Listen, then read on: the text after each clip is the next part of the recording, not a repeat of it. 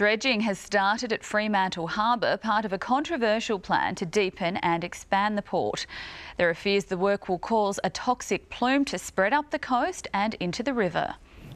The first full day of operation for the dredger Cornelis Zanen, pumping sludge from the inner harbour to an area near Rouse Head.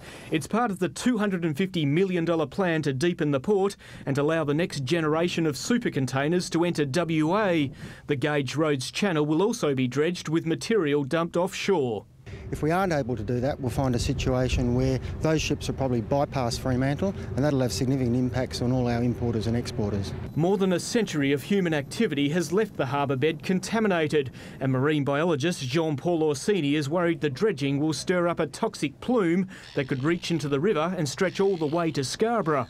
Heavy metals like mercury, lead, copper, we're talking about heavy hydrocarbons, we're talking about arsenic. This afternoon, an early scare with a giant plume reported near East Fremantle. The port says it was caused by a cargo ship, and the project has undergone a rigorous environmental approvals process. There are some contaminants in the materials, but as I said, they've all been very, very thoroughly tested, and they all meet the right guidelines for disposal, both in land reclamation and offshore disposal. Just this week, the EPA signed off on a water monitoring program, which will see test results published on a website.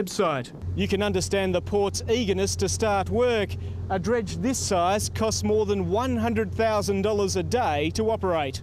The port insists any plume will be localised, but Dr Orsini remains unconvinced. So this is a massive area that could be potentially affected. Rob Newton, 10 News. Our federal MPs are set to be handed a hefty pay rise, but this time it'll come